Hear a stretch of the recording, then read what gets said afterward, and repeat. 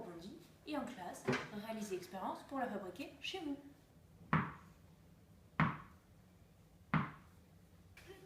Alors, sais-tu ce qui fait que ta balle rebondit? Non. Veux-tu qu'on t'explique? Oui. Demandons à Léa ce qui se passe à l'échelle humaine pendant que nous réfléchissons à ce qui se passe à l'échelle moléculaire. Alors, à l'échelle humaine, la balle rebondit. Cela est dû à son élasticité. Rappelons que tout objet est attiré vers un autre. On appelle cela l'effet de gravité. Sur la Terre, cela se nomme la force d'attraction. On observe lorsque la balle rentre en contact avec une surface dure, la balle se déforme et repart en direction inverse.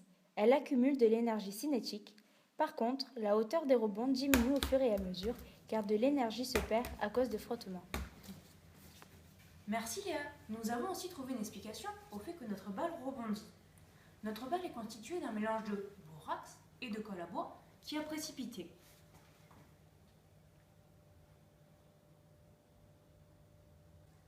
Comme nous le savons, la colle contient de longues chaînes de polymères.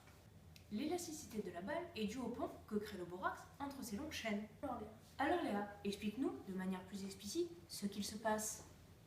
La structure interne du mélange peut être vue comme un plat de spaghettis entremêlé qui se casse ou rebondit en bloc, mais se mêle si on lui laisse le temps.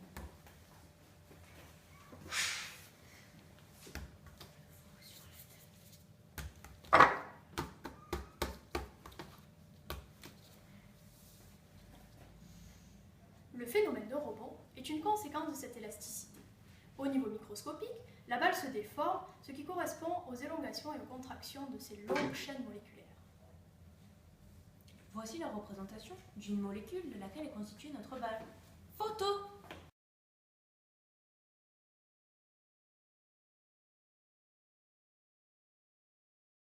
Mais alors, comment pourrais-je faire ma propre balle? C'est très simple, regarde bien l'expérience suivante.